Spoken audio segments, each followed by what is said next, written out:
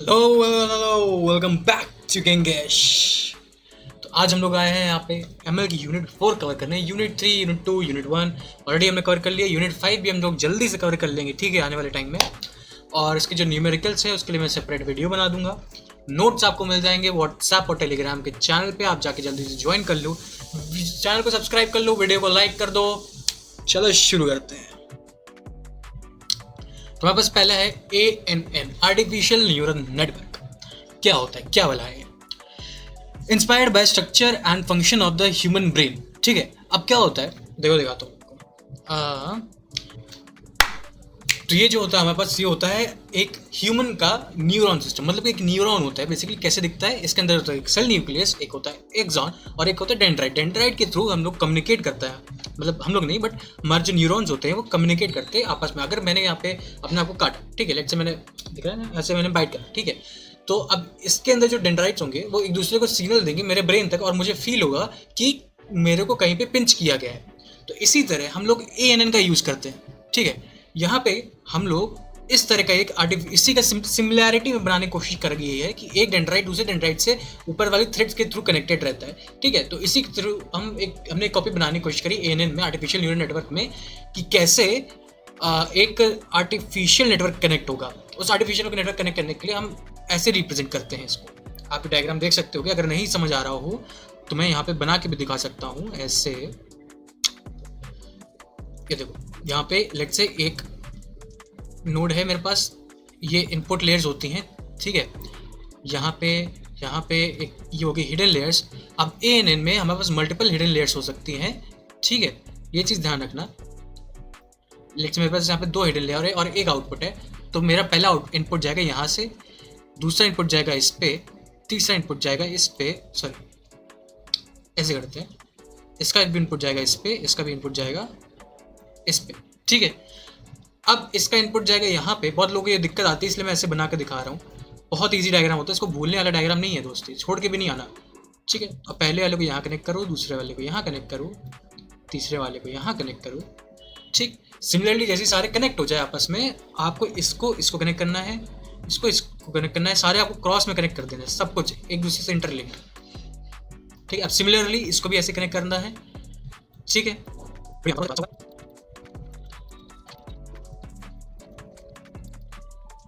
तो बिल्कुल ऐसा ही एक गंदा सा डायग्राम बनता है, लेकिन आपको साफ सुथरा बना के आना है, ठीक है। तो ऐसी को कहते हैं हम लोग आर्टिफिशियल न्यूरल नेटवर्क। आप चाहो तो पहले यूनिट वाला वीडियो मेरा खोल के आप उसमें भी देख सकते हो कि कैसे बनाया, तो उसमें थोड़ा साफ सुथरा बना है, ठीक है। तो आगे आते हैं अपन। तो इसमें 3 लेयर होती है, इनपुट लेयर, हिडन लेयर और आउटपुट लेयर, ठीक है। Computational model that consist of interconnected nodes called neurons, ठीक है। Each neuron receives input from other neuron, ये भी सही बात है। अब आते हैं एप्लीकेशंस ऑफ ANN क्या होती है। इमेज एंड स्पीच रिकॉग्निशन, फिर natural language processing, time series prediction, ठीक है। ये सब हमारे एप्लीकेशंस है, इसमें ज़्यादा नहीं घुसूंगा मैं। फिर आता है परसेप्ट्रॉन, ये एक सिंपलेस्ट फॉर्म होता है न्यूरल नेटवर्क का। अब एक न्यूरॉन और एक न्यूरल नेटवर्क अलग चीज़ है। न्यूरॉन एक नोड को कहते हैं हम लोग, और न्यूरल नेटवर्क मल्टीपल नोड्स जब आपस में कनेक्ट हो जाती है तो एक नेटवर्क बनाते हैं, जिसको कहते हैं न्यूरल नेटवर्क, ठीक है। तो समझ गए होंगे। तो also known as single layer neural network, ठीक है। इसको सिंगल लेयर न्यूरल नेटवर्क भी कहते हैं। इसके 4 पैरामीटर्स होते हैं, input value, weights, bias and net sum और एक्टिवेशन फंक्शन, ठीक। अब देखते हैं क्या क्या है। इनपुट लेयर क्या होती है? रिप्रेजेंट इनपुट फीचर्स, ठीक है। इनपुट फीचर्स रिप्रेजेंट करते हैं, जैसे कि आप इनपुट बेसिकली डिपेंड करता है आपके वेरिएबल्स कितने हैं। लेट से मैं अगर मेरे पास एक ग्राफ है तो उसमें मैं एक एक्स प्लॉट करूँगा, एक वाई प्लॉट करूँगा, ठीक है। तो मेरे पास कितने वेरिएबल हो गए? एक एक्स हो गया, एक वाई हो गया, है ना। तो ये हो गया मेरे पास इनपुट, मतलब मैं न्यूरॉन को एक एक्स दूंगा, एक वाई दूंगा, तो इनपुट ये हो गया, ठीक। वेट्स एंड बायस क्या होता है? वेट्स एंड बायस को आप ऐसे समझ सकते हो, यहाँ से इसको हटा दो। जैसे कि ये हमारे पास हिडन लेयर है, वेट और बायस हमारे पास हिडन लेयर में होता है, ये चीज़ ध्यान रखना, इनपुट में मत बनाया ना। ये होती है इनपुट लेयर, ठीक है। 3 यहाँ पे है, एक आउटपुट यहाँ पे, ठीक है। हिडन लेयर मल्टीपल्स हो सकती है।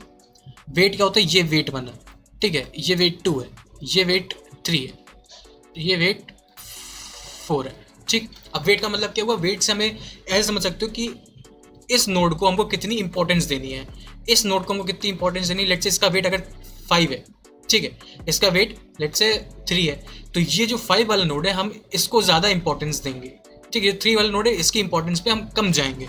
इसकी नोड लेट्स से 10 हो गई, तो इसका वेट को हम सबसे ज़्यादा इंपॉर्टेंस देंगे, ठीक ठीक, इसी तरह हम वेट्स को मैनिपुलेट करके अपना नेटवर्क बेटर बनाते हैं और आउटपुट हमको उतना ही बेटर मिलता है जितने जिस हिसाब से हमारे वेट्स हो।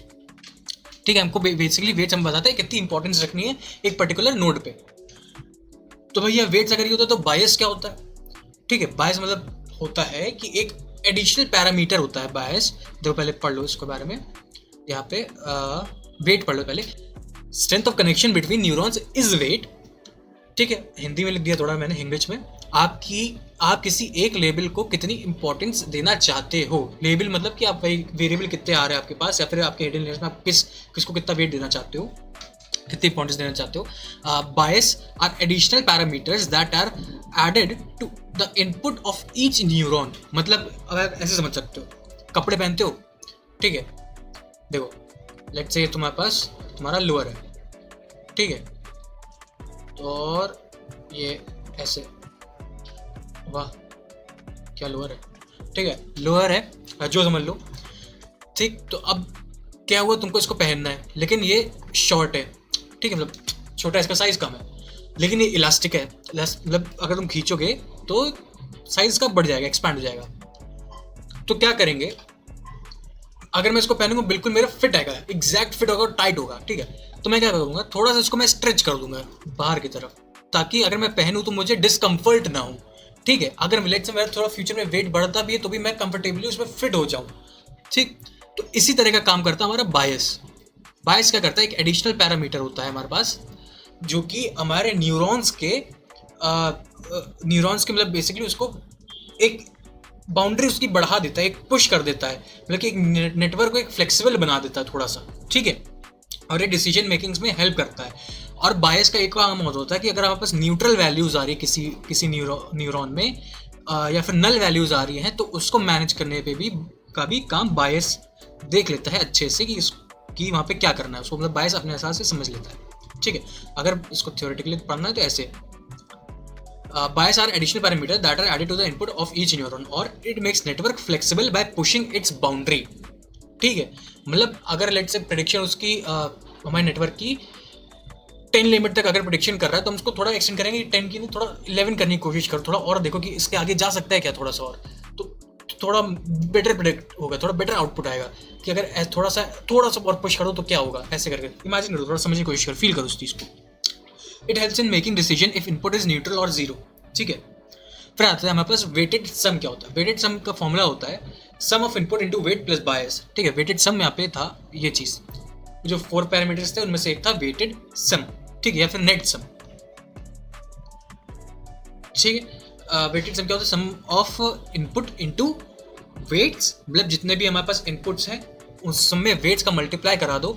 देखो वही तो कर रहे थे हम लोग, है ना, जब हम लोग ये कर रहे थे, देखो जब हम लोग एक न्यूरल नेटवर्क बना रहे थे तो इसमें हम लोग वेट्स का मल्टीप्लाई ही कर रहे थे ना। हमने यहाँ पे वेट्स बनाए थे तो मैं इसका मल्टीप्लाई इसमें कर रहा था, इसका मल्टीप्लाई इससे कर रहा था, इसका मल्टीप्लाई इससे कर रहा था, ठीक है, इसका मल्टीप्लाई इससे कर रहा था, इसका मल्टीप्लाई इससे कर रहा था, इसका मल्टीप्लाई इससे कर रहा था। मतलब हर एक इंडिविजुअल नोड्स को हर एक इंडिविजुअल नोड से हम लोग मल्टीप्लाई कर रहे थे, हर एक वेट से मल्टीप्लाई कर रहे थे। और उसके बाद जो भी हमारे पास आउटपुट आता है हमारा इन दोनों का, उसमें हम दोनों बायस को ऐड कर दे रहे थे कि थोड़ी सी और लिमिट पुश करके देखो कि मेन आउटपुट क्या आ सकता है तुम्हारा, ठीक है, कि कितना प्रेडिक्ट और एक्सटेंड जा सकता है, ठीक। और अगर कोई नल वैल्यूज भी आती तो उसको भी मैनेज करता है थोड़ा। तो अब आते हैं हम लोग यहाँ पे, कहाँ गया, एक्टिवेशन फंक्शन, ठीक है। एक्टिवेशन फंक्शन मैंने लास्ट वीडियो में भी समझाया है, इसमें भी समझा दे रहा हूँ। बेसिकली एक्टिवेशन फंक्शन का काम क्या होता है, एक्टिवेशन का फंक्शन में लेट्स से ऐसे समझ लो, तुम्हारे पास 3 नल है, ठीक है, 1 2 3 नल है तुम्हारे पास, नल में पानी आते हैं, ठीक है, ऑब्वियसली। लेकिन अगर ऐसा हो सकता है कि अगर मैं नल खोलूँ उसमें पानी ना आए, ठीक है, तो मैं यहाँ पे एक सिनेरियो बनाऊंगा कि अगर मैं नल खोलूंगा तो हो सकता है पानी आए, ठीक है, हो सकता है वाटर आए, ठीक है, और हो सकता है गार्बेज आए। अगर हो सकता है कि गार्बेज आए तो ठीक है, तो अब लेट्स से मैंने पहला टैप खोला, इसमें वाटर आ गया, मैंने कहा ठीक है। मैंने दूसरा टैप खोला, इसमें भी वाटर आ गया, मैंने कहा ठीक है। मैंने तीसरा टैप खोला, इसमें गार्बेज आ गया, ठीक। अब जो पानी मैं स्टोर कर रहा था उसमें तो गार्बेज भी आ गया ना साथ में, लेकिन मुझे वो नहीं चाहिए, मुझे खाली पानी चाहिए था। तो मैं यहाँ पे क्या करूँगा, मैं एक काम करूँगा, मैं क्या करूँगा, इसमें एक फ़िल्टर लगा दूंगा, ठीक है। मैं कहूँगा अगर जिसमें से पानी आ रहा है खाली उसी को लो, मैं कहा पहले से पानी आ रहा है, हाँ आ रहा है तो इसको ले लो। दूसरे से पानी आ रहा है, नहीं आ रहा है, ठीक, तो इससे पानी नहीं लूँगा मैं। तीसरे से पानी आ रहा है, हाँ इससे आ रहा है तो इससे पानी ले लूँगा मैं बस अब क्या है, सिर्फ पानी पानी आया, इसका गार्बेज नहीं आया, ठीक है। तो अब यही काम हमारा करता है एक्टिवेशन फंक्शन। देखो कैसे, लेट्स से हमारे पास नोड्स हैं, ठीक है, 1 2 3 नोड्स हैं, ठीक, और ये मल्टीपल नोड्स आगे हैं हिडन लेयर की, और एक आउटपुट है। यहाँ से इसमें डेटा आया, यहाँ से इसमें डेटा आया, यहाँ से इसमें डेटा आया, ठीक। अब हो सकता है कि ये नल वैल्यू ला रहा हो सकता है इसमें आउटपुट ना आ रहा हो, या कुछ दिक्कत हो, जो भी हो इसमें, किसी भी सिनेरियो में, सर्कमस्टांसेस में इसमें आउटपुट ना आ रहा हो, इसमें नल वैल्यू आ रही हो, लेकिन हो सकता है इसमें आउटपुट आ रहा हो, इसमें भी तो जाएगा ना, बनाया हमने एक में लेकिन जाएगा तो ना। लेट्स से इन दोनों से हमने देखा कि इन दोनों में आउटपुट किस में आ रहा है, आउटपुट हमने कहा पहले वाले में नहीं आ रहा लेकिन दूसरे वाले में आ रहा, तो मैं पहले वाले को क्यों कंसिडर करूँ, क्यों उसकी नल वैल्यू से मैं अपना डेटा खराब करूँ, मैं सिर्फ इसको ले लूँगा आउटपुट में, समझे। तो ये जो काम फिल्टरिंग का करता है कि चेक करने का कि इसमें नल वैल्यू है कि प्रॉपर वैल्यू आ रही है, तो ये काम करता है फिल्टरिंग का एक्टिवेशन फंक्शन। आई होप समझ आया होगा। तो यहाँ पे activation function it converts the values in threshold of 1 and 0 output, मतलब वही कि अगर वैल्यूज उसमें आ रही है हमारे पास आउटपुट की तरफ, तो आ रही है 1, नहीं आ रही 0, ठीक है, इस तरह का इनपुट वेट सम एक्टिवेशन फंक्शन और फिर आउटपुट की तरफ जाता है, ठीक है। और ये डायग्राम आप बना के आना, ठीक है, नंबर मिलते हैं इसमें, कुछ नहीं है, खाली लेबल्स हैं x1 x2 x3 x4, वो गए w1 w2 w3 w4 पे, वो सब मिल गए वेटेड समय हमारे बायस वगैरह सब कैलकुलेट होके फिर जाता है एक्टिवेशन फंक्शन में, वो s जैसा सिंबल बना है सिग्मोइड जैसा, ठीक, फिर वो जाता है y में, ठीक है, आउटपुट में। फिर आता है हमारे पास ग्रेडियंट डिसेंट। क्या होता है भाई साहब, ग्रेडियंट डिसेंट हमारे पास होता है एक ऑप्टिमाइजेशन एल्गोरिथम होती है, ठीक है। It minimise the cost function in the process of training a machine learning model, ठीक है, मतलब कि एक कॉस्ट फंक्शन होता है जो कि एक मशीन लर्निंग मॉडल के ट्रेनिंग के समय मिनिमाइज करने का काम आता है, ठीक है। एक ऑप्टिमाइजेशन एल्गोरिथम होती है, मेन गोल क्या होता है इसका, minimise the difference between predicted and actual output. मतलब कि हमने सोचा हो कि मैं बाजार गया, मैंने कहा टमाटर के भाव, मेरे को दिमाग में था कि टमाटर 10 रुपये किलो आता है, ठीक है, लेकिन उसने बताया कि 20 रुपये किलो आता है, तो अब इन दोनों में प्राइस में कितना डिफरेंस है, 10 रुपये का डिफरेंस है। तो ये इस चीज़ को मिनिमाइज करने के, इन दोनों के डिफरेंस को कैलकुलेट करने में ग्रेडियंट डिसेंट हमारी हेल्प करता है, ठीक है, इसको मिनिमाइज करने में। तो उसमें जो हम लोग नेगोशिएशन करेंगे वो काम होगा ग्रेडियंट डिसेंट का। Optimisation involves adjusting the parameters iteratively. अब वो जाके जो दुकानदार से मैं कर सकता हूँ नेगोशिएट, लेकिन ये कैसे करेगा, इसके लिए ये पैरामीटर्स को थोड़ा आइटरेटिव फॉर्म में चेंज करता रहता है, ठीक है। कुछ स्टेप्स होते हैं, initialise parameters, calculate gradient, update parameter, और फिर रिपीट 2 and 3। मतलब कि इनिशियल पैरामीटर्स हमने दे दिए, फिर ग्रेडियंट निकाला, फिर उसको अपडेट किया, फिर उसके बाद कैलकुलेट किया, फिर अपडेट किया, फिर कैलकुलेट किया, फिर अपडेट किया, जब तक हमारे पास सेटिस्फैक्टरी रिजल्ट ना हो, ठीक, आई होप समझ आ गया होगा। तो अब आते हैं हम लोग डेल्टा रूल पे।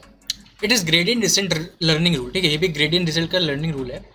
This rule is use to update weights in the direction that results the errors between the predicted output and target output, ठीक है।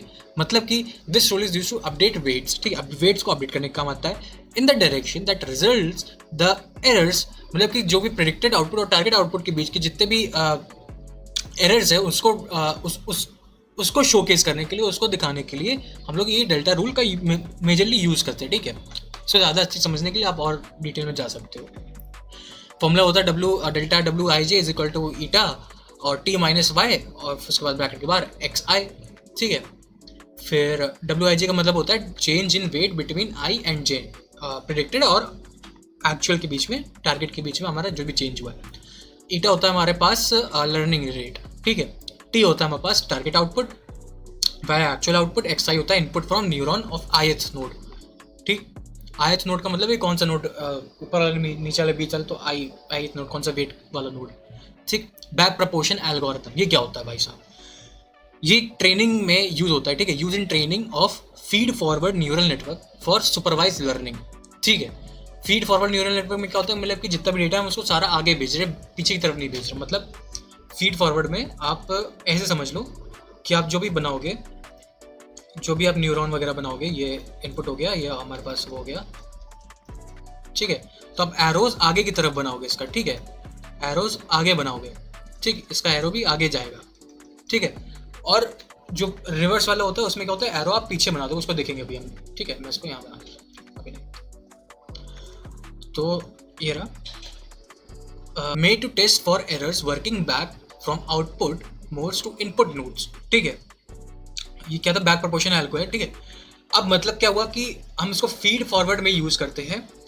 फीड फॉरवर्ड में मतलब हुआ कि हम आगे की तरफ भेजने वाले में यूज करते हैं, ऐसे गया, ठीक। फिर अब हम इसको पीछे भी ट्रैक करके देखेंगे कि यहाँ से जो आउटपुट आया है, जो भी आउटपुट आया, क्या उस आउटपुट से हम इनपुट तक पहुंच पा रहे हैं।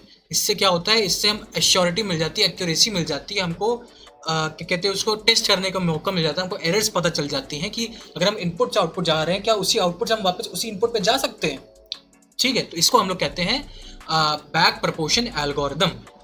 तो चलते हैं यहाँ पे। Back proportion efficiently computes the gradient of loss function with respect to the weights of network, ठीक है, updating weight to minimise loss. तो बेसिकली हम लोग आगे पीछे ऐसे करके वेट्स थोड़ा एडजस्ट करने की कोशिश करते हैं, वेट्स को अपडेट करते हैं ताकि हमारे लॉस कम से कम और मोर प्रेडिक्ट हो, ठीक है। अब आता है बस सेल्फ ऑर्गेनाइजिंग मैप, SOM। तो एक ये क्या होता है, basically provides data visualisation techniques, ठीक है, help to understand high dimension data, ठीक। हाई डायमेंशन डेटा का मतलब 2D मॉडल, 3D मॉडल है सब में। By reducing dimensions of data to a map. Map का मतलब बेसिकली यहाँ पे हुआ कि एक मैट्रिक्स के फॉर्म में आप समझ सकते हो, या फिर आप ऐसे समझ सकते हो एक ग्लोब है, ठीक है। ग्लोब होता है वो 3D फॉर्म में होता है, लेकिन अगर उसको 2D में रखे तो पूरा मैप हमको दिखता है, बस वही चीज, ठीक। Represents clustering known as Kohonen map, जो भी प्रोनाउंस कर लो इसको, या फिर वर्ल्ड मैप भी कहते हैं इसको, ठीक है। इस नाम से भी आता है कोहेन मैप, या फिर वर्ल्ड मैप के नाम से भी आ सकता है क्वेश्चन, ठीक है। क्या था ये, self organising map. Deep learning पे आते हैं, ठीक है। अब एक क्वेश्चन आता है deep learning versus machine learning के बीच में, ठीक है, तो उसको याद करके जाना और थोड़ा बहुत एग्जांपल्स देख लेना उससे क्या क्या होते हैं। मैंने वैसे फर्स्ट यूनिट में कवर किया है, मैंने स्टार्टिंग में ही पढ़ा, जाके देख सकते हो। तो deep learning sub field of ML होती है, ठीक है, involve ANN to solve complex problem, sorry, मतलब कि ANN का यूज करके हम लोग कॉम्प्लेक्स प्रॉब्लम्स को सॉल्व करते हैं। और ML क्या यूज करता है, ML बायस फंक्शंस यूज करता है, बेशियन नेटवर्क्स वगैरह, प्रोबेबिलिटी टेक्निक्स वगैरह यूज करके सॉल्व करने की कोशिश करता है। और डीप लर्निंग ANN का यूज करता है। Deep refers to the use of multiple layers in neural network. कोई गलत नहीं समझेगा, इसका मतलब हुआ डीप का मतलब कि मल्टीपल लेयर्स होती है इसमें न्यूरल नेटवर्क्स में, तो उसकी मदद से हम लोग प्रिडिक्ट करने की कोशिश करते हैं। यूज्ड इन इमेज प्रोसेसिंग और नेचुरल लैंग्वेज प्रोसेसिंग, या फिर NLP जिसको कहते हैं, और भी चीज़ें में। डीप लर्निंग वर्सेस ML में एक क्वेश्चन आता है जो कि बता चुका हूँ मैं अभी। Concept of convolutional neural network. Convolutional neural network को हम लोग CNN भी कहते हैं, ठीक। Specialised type of neural network होता है, ठीक है। इसके टास्क होता है ग्रिड लाइक डेटा में काम करना, ठीक है। एग्जाम्पल इमेजेस और सीक्वेंसेस, यानी मैट्रिसेस में। अभी समझाता हूँ, अच्छे समझाता हूँ उस चीज़ को। Can be use for 1D 2D और 3D डेटा, ठीक है। Highly effective in computer vision. Example Gemini, project अस्त्रा। अगर गूगल का प्रोजेक्ट होता है कि अस्त्रा या फिर जेमिनाई मॉडल भी आपका CNN पे ही वर्क करता है। अब देखो कैसे। बेसिकली क्या होता है, इसको हटाओ। क्या होता है कि हमारे पास कोई भी इमेज बनी, ठीक है। लेट्स से मेरे पास एक सीनरी है, ठीक है, इसमें पेड़ की एक फोटो बनी है, ठीक। लेकिन अब मैं इस फोटो को अगर जूम करूंगा, ठीक है, अगर मैं जूम करूंगा इसको, यहाँ पे बनाते हैं इसको, मैंने जूम करा तो यहाँ पे मुझे पिक्सल्स दिखेंगे, ठीक है।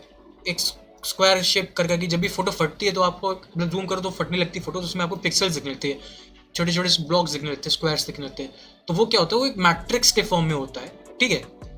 तो CNN का काम क्या होता है, CNN ये जो मैट्रिसेस होती है हमारे फोटोज के अंदर, इमेजेस के अंदर, इसको रिट्रीव करता है। और जैसे कि हो सकता है इसमें कुछ वैल्यूज लिखी होंगी इनमें, तो जैसे कि 1 2 5 4 6 ऐसे करके मैट्रिक्स के फॉर्म में इसको पूरा बनाता है और उस पर प्रोसेसिंग करता है, ठीक। अभी इतना ही समझो, अभी आगे बढ़ के और समझते हैं। तो आगे देखते हैं टाइप्स ऑफ लेयर्स। तो कन्वोल्यूशनल लेयर होती है, इसमें एक फीचर होता है कर्नल का, ठीक है। तो कन्वोल्यूशनल ऑपरेशन होते हैं इसमें, जिसको हम लोग कर्नल भी कहते हैं। स्लाइडिंग ऑपरेशन होता है इसमें, हम लोग कर्नल कहते हैं, ठीक। एक तरह का स्मॉल फिल्टर होता है, देखो कैसे। बेसिकली स्मॉल एजेस और टेक्सचर के बेसिस पे यहाँ पे एक विंडो जैसी क्रिएट होती है, और उस पे हम लोग उसके पिक्सल्स एक्सट्रैक्ट करते हैं और कर्नल के थ्रू उससे मल्टीप्लाई करके कुछ वैल्यूज जनरेट करते हैं। ठीक है, देखो कैसे। यहाँ पे मेरे पास कुछ फोटो थी, कोई इमेज है, तो उसमें पिक्सल्स है ABCD ऐसे करके। तो हमने पहला विंडो लिया ABDE करके, ठीक है, और कर्नल में वैल्यूज थी मेरे पास WYXZ, ठीक। तो उससे मैंने मल्टीप्लाई करके एक नया वैल्यू जनरेट कर लिया, ठीक है। सिमिलरली मैं नेक्स्ट कौन सी विंडो उठाऊंगा, BECF, तो उससे मैं कर्नल से मल्टीप्लाई करके ऐसे कर लूँगा। सिमिलरली मैं पूरी इमेज फिर से ऐसे रीजनरेट कर लूँगा, ठीक है, कम डेटा पॉइंट्स में, ठीक। और ये जो जनरेट होगा इसको हम लोग कहते हैं एक्टिवेशन मैप। ये एक तरह से मैप ही जनरेट हुआ है, ऊपर अभी हम लोग पढ़ के आए थे जो, ठीक है, चला गया कहीं। तो यहाँ पे क्या लिखा है, this operation capture local pattern such as edges और textures, multiple filters can present for each convolutional layer. मतलब कि मल्टीपल फीचर्स और भी हो सकते हैं जो कि इस मैप को फॉर्म करने में, कन्वोल्यूशन लेयर बनाने में मदद करें, ठीक। अब देखते हैं एक्टिवेशन फंक्शन क्या करता है। एक्टिवेशन फंक्शन जो अभी बता चुका हूँ मैं, एक्टिवेशन फंक्शन जो कि नल वाला एग्जांपल था, ठीक है। After convolutional layer operation, ReLU ReLU एक रेक्टिफाइड लीनियर यूनिट होती है, मतलब कि एक एक्टिवेशन फंक्शन होता है, बहुत फेमस है, ठीक है। Is applied an element wise to introduce non linearity. This allows a network to learn more complex mapping, ठीक है। एक नॉन लीनियरिटी को, मतलब कि लीनियरिटी को मतलब वो कि इनपुट से सीधा एक लाइन में नहीं आ रहे, मतलब मल्टीपल इनपुट्स एक जगह आ रहे हैं, मल्टीपल इनपुट्स दूसरे नोड पे आ रहे हैं, मल्टीपल इनपुट्स तीसरे नोड पे आ रहे हैं हिडन लेयर में। तो उस चीज़ को अलाउ करता है एक्टिवेशन फंक्शन कि हाँ ठीक है, तुम ले के आओ, मैं संभाल लूंगा, मैं देख लूंगा किसमें किस तरह का डेटा आ रहा है, उसको प्रोसेस कर लूंगा, और इससे कॉम्प्लेक्स मैपिंग में हेल्प मिलती है कि जहाँ पे वैल्यू खाली वही वैल्यू हमने उठाई और जहाँ पे वैल्यू नहीं है वहाँ की वैल्यू हमने नहीं उठाई, तो एक मैप प्रिपेयर हो जाता है प्रॉपर। फिर आता है pooling layer. It reduces the special dimension of the input by down sampling, ठीक है। मतलब कि जो कि हमारे पास 2D मैट्रिक्स होती है या फिर 3D मैट्रिक्स होती है, उसको हम लोग सिंगल मैट्रिक्स या 2D मैट्रिक्स में कन्वर्ट करने में जो यूज़ करते हैं उसको हम लोग कहते हैं पूलिंग लेयर्स। पूलिंग लेयर्स में हेल्प करती है, मतलब एक 3D इमेज है, अगर 2D इमेज है लेट्स से, तो उसको हम एक उसमें एक्स और वाई कोऑर्डिनेट्स होंगे, तो उसको हम एक 1D लेयर में कैसे लेके आएंगे, वो उसमें पूलिंग लेयर हमारी हेल्प करती है। तो कॉमन पूलिंग ऑपरेशंस होते हैं maximum value in region and calculating the average, ठीक है। ये दो होते हैं हमारे पास common pooling operations. Sub sampling क्या होती है? सब सैम्पलिंग एक पूलिंग का ही फर्दर वो है। Pooling helps to make the representation invariant to small transition and distortion in the input. Invariant मतलब होता है नेवर चेंजिंग वाला, मतलब कि जो चीज़ एक इस तरह से हम लोग मतलब एक रिप्रेजेंटेशन का बनाते हैं कि इसमें चेंजेस ना हो। मतलब कि लेट्स से मेरे पास एक इमेज दी है, ठीक है, 1 1 2 3 5 6 कोई इमेज थी, ठीक है, उसके पिक्सल्स है। तो मैं क्या करूंगा, मैं पहले के 4 ब्लॉक्स उठा लूंगा 1 5 1 6 में, ठीक है। मैं देखूंगा इनमें से सबसे ग्रेटर वैल्यू कौन सी है, ठीक है, उसमें मैं मैक्सिमम पूलिंग लगाऊंगा। ग्रेटर वैल्यू है मेरे पास 6, तो मैं एक 6 फेच कर लूंगा। फिर उसके बाद 2 7 3 9 में कौन सी ग्रेटर वैल्यू 9, तो मैंने एक यहाँ पे 9 आना चाहिए था एक्चुअली, यहाँ पे मैं 9 फेच कर लूंगा, ठीक है। 3 1 2 2 में कौन सी वैल्यू ग्रेटर है, 3, तो 3 आ गई। 7 3 4 2 में कौन सी ग्रेटर है, 7 ग्रेटर है, यहाँ पे 7 होना चाहिए, तो 4 लिखा गलती से, ठीक। तो इस तरह करके मैक्सिमम पूल हम पूरा बना सकते हैं। फुली कनेक्टेड लेयर क्या होती है? फुली कनेक्टेड लेयर होती है डेट एक हाई लेवल स्पेशल, यानी स्पेशल मतलब होता है यहाँ पे डायमेंशनल इनवेरिएंट फीचर्स, मतलब कि डायमेंशनली जो कि चेंज ना हो रहे वैसे फीचर्स को लेता है, जो कि कन्वोल्यूशन लेयर ने पिछले लेयर्स में सीखा है। Use them for classification and regression task, ठीक है। फिर आता है 1D and 2D convolution network. 1D is seen and primarily used for sequential data such as time series or text data, or allows the network to learn patterns and features along a sequence. Convolutional 2D is generally used on image data. It is called 2D CNN because the kernel slides along 2D on the data. मतलब वही चीज़ बताया कि colonel आपका जो भी होता है वो पर्टिकुलर उस पे देखो इस तरह की जो WXYZ वाला कर्नल है, पहले ये ABCD वाले पे जाएगा, ठीक है, फिर BECF में जाएगा, फिर GJHK में जाएगा, ऐसे करके वो वैल्यूज फेच करता है, निकालता है नहीं। तो वही चीज़ लिखी है यहाँ पे, it is called 2D because kernel slides along the 2D on the जो भी है डेटा। फिर आते हैं अपन ट्रेनिंग ऑफ नेटवर्क। तो इसमें कुछ स्टेप्स भी होते हैं, ठीक है। पहले जैसे होता है collect data, prepare data, train data, evaluate data, deploy model, फिर से train data, evaluate model, deploy data, तो होता है रीट्रेन मॉडल कहते हैं, ठीक है इसको। फिर once a network has been structured for a particular application then that network is ready for be train, मतलब उन्हें कोई नेटवर्क स्टैब्लिश हो गया एक तरह से, तो वो नेटवर्क ट्रेन होने के लिए रेडी है। To start this process the initial weights are chosen randomly, ठीक है, जो इनिशियल वेट्स होते हैं हम लोग रैंडमली चूज करते हैं। वेट्स के बारे में मैं ऑलरेडी बता चुका हूँ, जो कि किसको कितनी इंपॉर्टेंस देनी है किस नोड को। दो अप्रोच होती है, एक सुपरवाइज एक अनसुपरवाइज। सुपरवाइज में क्या होता है, इनपुट आउटपुट ऑलरेडी प्रोवाइडेड होता है, ठीक है, और uses back proportion set of data, training set कहते हैं हम उसमें, मतलब इनपुट ऑलरेडी और आउटपुट हम ऑलरेडी प्रोवाइड करके रखते हैं सुपरवाइज में, और बैक प्रपोर्शन हम लोग यूज करते हैं। बैक प्रपोर्शन क्या बताया कि इनपुट देंगे फिर उसके बाद आउटपुट से भी इनपुट जनरेट करने की कोशिश करेंगे, अभी पीछे बता चुका हूँ। सेट ऑफ डेटा इसमें जो होता है उसको हम लोग ट्रेनिंग डेटा कहते हैं, ट्रेनिंग डेटा या ट्रेनिंग सेट कहते हैं, ठीक है। अनसुपरवाइज में क्या होता है, प्रोवाइड ओनली इनपुट, ठीक है, इसमें लोग खाली इनपुट देते हैं और अपने आप आउटपुट जनरेट करता है, ठीक है। एग्जैक्ट वही अनसुपरवाइज वाली डेफिनेशन है, कोई डिफरेंस नहीं है। अब आते हैं हमारे पास कुछ केस स्टडीज, ठीक। यहाँ पे केस स्टडीज में हमारे पास क्वेश्चन में आता है, पूरे 10 नंबर में आएगा, ठीक है। पहली है डायबिटिक और दूसरी है बिल्डिंग स्मार्ट स्पीकर और सेल्फ ड्राइविंग कार, ठीक है। क्वांटम के पीडीएफ वाले पेज नंबर में मैंने मेंशन कर दिया कि पेज नंबर 113, 113, 114 में है पीडीएफ में, ठीक है। आपको मिल जाएगी लिंक उसमें मेरे व्हाट्सएप और टेलीग्राम चैनल, आप जाके जल्दी से देख सकते हो, ठीक। यहाँ पे मैं थोड़ा एक्सप्लेन करता हूँ। तो यहाँ पे पहला हमारे पास है diabetic retinopathy on the basis of deep learning, ठीक। डायबिटिक रेटिनोपैथी पहले पता होना चाहिए, is one of the major cause of blindness in western world. Western world में एक मेजर कॉज होता है ब्लाइंडनेस का। Increase life expectancy, indulge lifestyle and other contributing factors mean the number of people with diabetic is projected to continue rising. मतलब basically जिन लोग को diabetes होती है उन लोग के आई साइड में कुछ इफेक्ट पड़ता है, कुछ ब्लाइंडनेस वगैरह आती है, तो उसकी वजह से इनको ये इशू होता है। उसके लिए हमें डीप लर्निंग मॉडल बनाया जाता है, ठीक।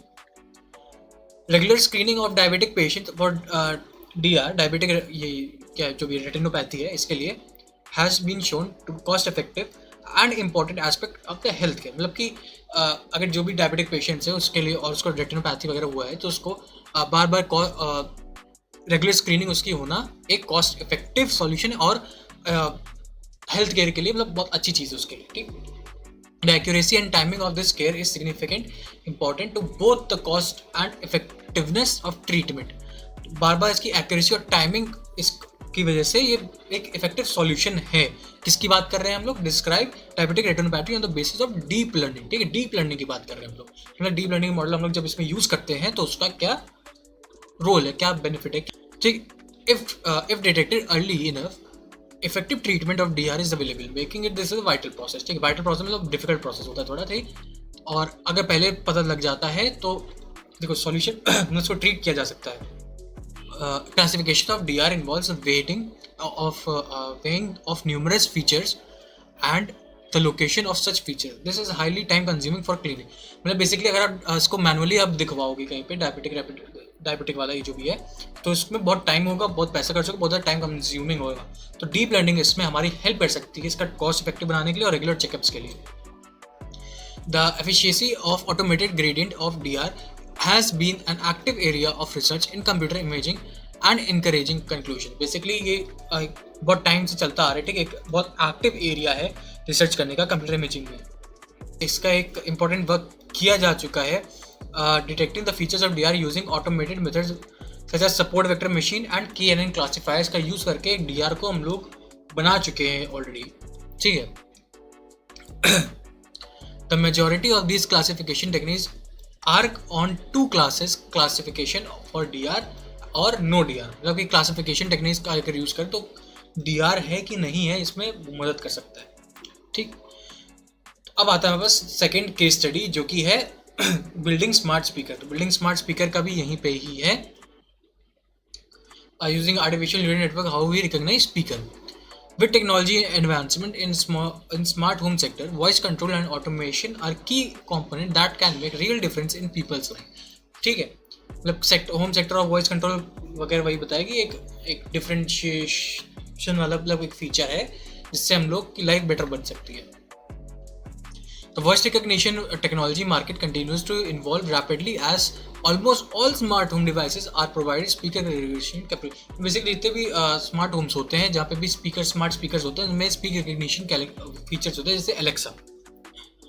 However, most of them provide cloud-based solution or use very deep neural network for speaker recognition tasks which are not suitable models to run on smart home devices. मतलब कि कुछ cloud based solutions भी दिए जाते हैं जिसमें बहुत ज़्यादा डीप लर्निंग यूज़ हुई होती है, तो उसको स्मार्ट होम्स डिवाइसेस के लिए यूज़ करना बेनिफिशियल नहीं है, नॉट सूटेबल होता है वो, क्योंकि बहुत ज़्यादा महंगे हो जाएंगे ना ऑब्वियसली फिर, और सोचो उसका मेंटेनेंस करने में कितनी मेहनत लगेगी। Here we compare relatively small CNN and evaluate effectiveness of speaker recognition using these model on the edge devices. In addition, we also apply transfer learning technique to deal with the problem limited data. ठीक है, मतलब कि basically हम लोग एक effective solution बनाने की कोशिश कर रहे हैं हम लोग CNN का यूज़ करके, और ऐसे डिवाइसेस CNN बेसिकली तो हेल्प करता है हमें मल्टीपल लेयर्स में, और ये हेल्प कर सकता है हमारे पास NLP में, नेचुरल लैंग्वेज प्रोसेसिंग में भी। ठीक है, तो इसीलिए हम इसका CNN का यूज़ कर रहे हैं और ट्रांसफर लर्निंग टेक्निक का यूज़ कर रहे हैं, ताकि एक लिमिटेड ट्रेनिंग डेटा में हम लोग काम कर सकें, ज़्यादा काम कर सकें।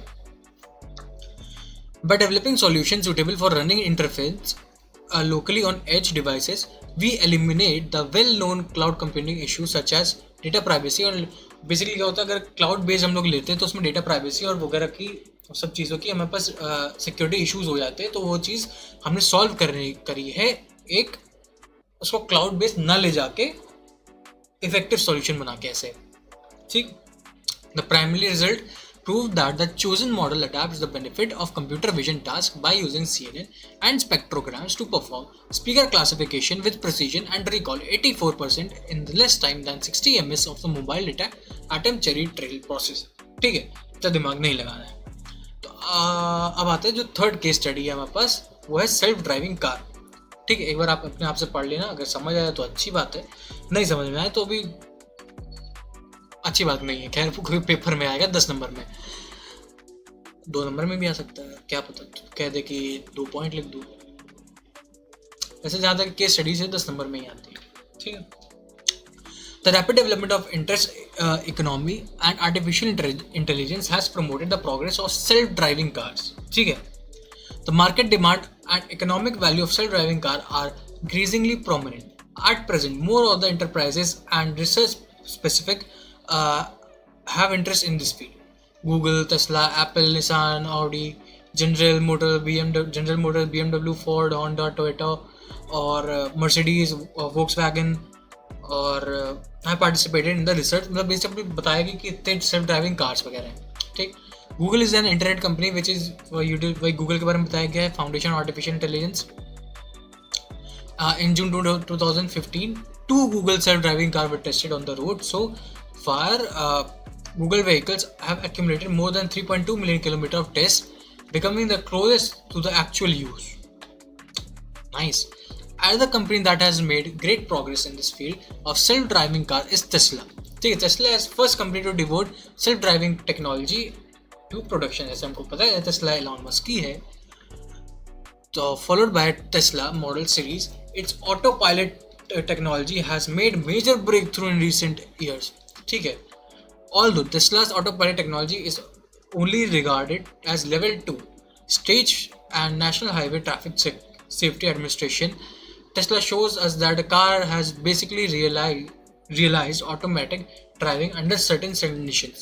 ठीक है, अब यहाँ पे एक चीज़ और है कि तो मतलब नॉलेज के लिए बता रहा हूँ, कोर्स का कुछ नहीं है, कि लेवल 5 या लेवल 3 आई थिंक तक का भी एक इंडिया के बंदे ने बना के रखा है। ठीक है, आप जाके गूगल में सर्च करोगे तो आपको मिल जाएगा, यूट्यूब पे देख लेना। तो इसी के साथ हमारी होती है यूनिट नंबर 4 कंप्लीट। यूनिट 5 बहुत जल्दी आ जाएगी। ठीक है, थोड़ा मुझे टाइम देना। इसका न्यूमेरिकल्स भी मैं यूनिट 5 के बाद पोस्ट कर दूंगा, सारे कलेक्टिवली पोस्ट कर दूंगा टाइम स्टैम्प्स के साथ यूनिट वाइज। तो अगर समझ आया हो तो जल्दी से जल्दी इस चैनल को सब्सक्राइब कर दो, वीडियो को लाइक कर दो, और नोट्स की लिंक मिल जाएगी आपको व्हाट्सएप चैनल, टेलीग्राम चैनल पे, जो कि डिस्क्रिप्शन में मिल जाएगा, उसको आप ज्वाइन करो। और जल्दी से जल्दी मिलते हैं नेक्स्ट वीडियो में। टाटा, सी यू, किंगिश साइनिंग ऑफ।